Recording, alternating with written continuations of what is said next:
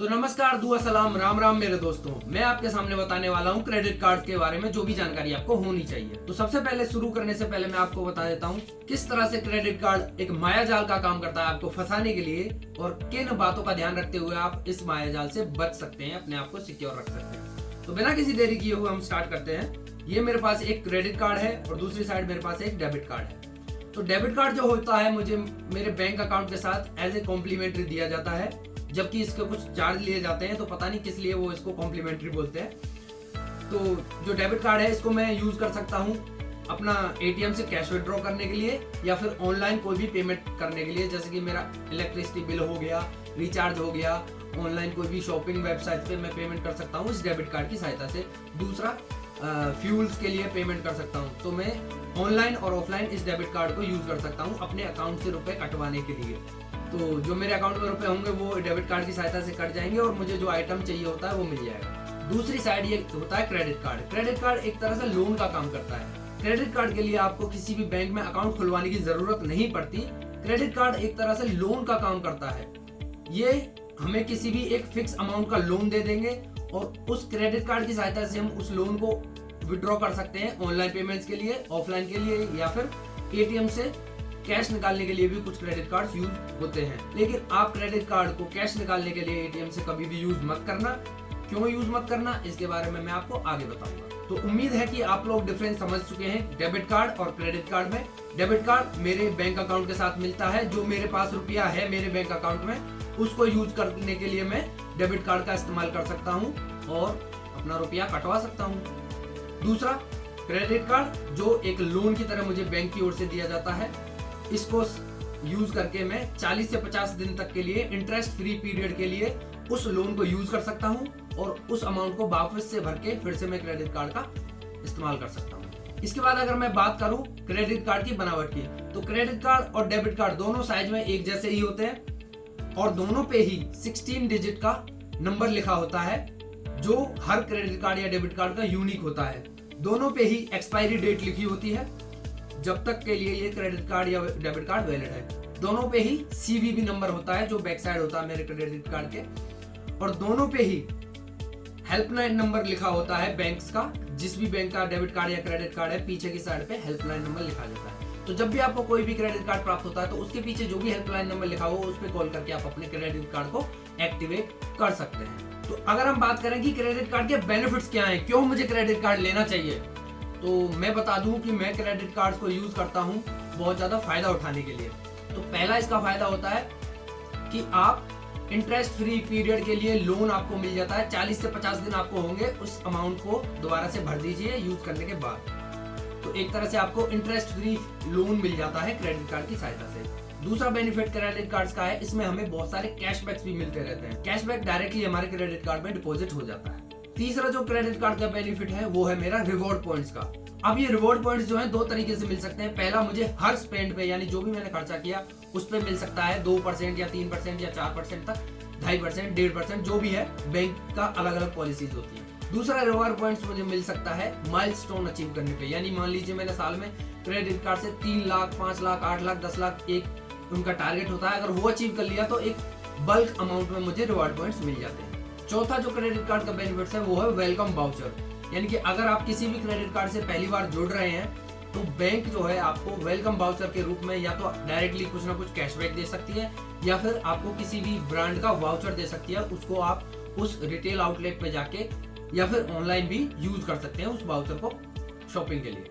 Benefits हमारे complete हो चुके हैं क्रेडिट कार्ड के। इतने ही बेनिफिट्स की सहायता से मैं साल में लगभग 50 से 60 हजार रुपए का बेनिफिट जो है क्रेडिट कार्ड से उठाता हूँ, और कभी भी मैं क्रेडिट कार्ड को अपने लिए एक लायबिलिटी बनने नहीं देता, हमेशा इसको एक एसेट की तरह देखता हूँ। तो मेरा नेक्स्ट मुद्दा आता है कि क्रेडिट कार्ड को जारी कौन करता है। तो क्रेडिट कार्ड को जारी करती है हमारी शेड्यूल्ड कॉमर्शियल बैंक। जो हमारी बैंक्स होती हैं वो ही क्रेडिट कार्ड को जारी करती हैं।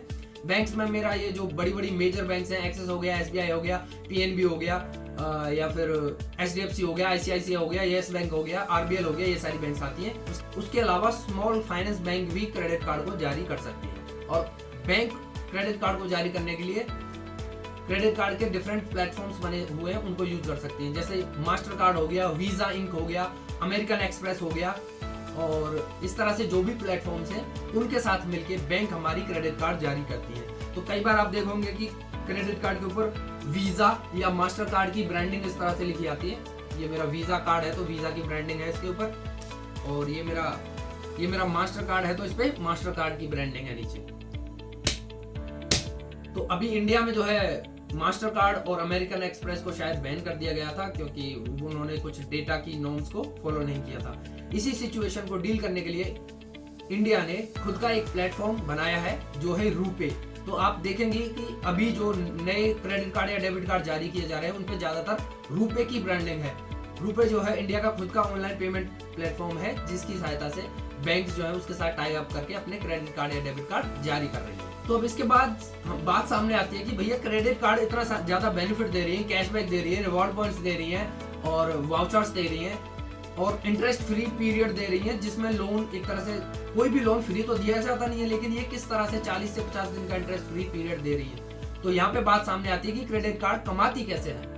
तो सबसे पहला अर्निंग का इनका तरीका है, जब भी आप क्रेडिट कार्ड को पहली बार ज्वाइन करेंगे तो वो आपसे एक ईयरली मेंबरशिप फीस लेंगे, जबकि इस मेंबरशिप फीस को आप वेवर भी कर सकते हैं। डिफरेंट बैंक्स के अलग अलग क्राइटेरिया होते हैं वेवर करने के, वो मैं अगर अलग अलग क्रेडिट कार्ड आपको बताऊंगा तो उसमें आपको बताऊंगा कि किस तरह से आप वेवर करवा सकते हैं। दूसरा इनका अर्न करने का तरीका होता है इंटरेस्ट फ्री पीरियड को मिस कर देना। यही से इनका क्रेडिट कार्ड का जाल शुरू होता है। अगर आप गलती से भी क्रेडिट कार्ड की पेमेंट को एक दिन डिले करेंगे तो सबसे पहले ये उस पर लेट फीस लगाएंगे, जो कि 500 से लेके 1000 और 1500 रुपए तक भी हो सकती है। एक ही बार में 500 से 1000-1500 रुपए ये कमा लेंगे एक ही महीने में, जो भी उनका क्रेडिट लिमिट थी उसके ऊपर।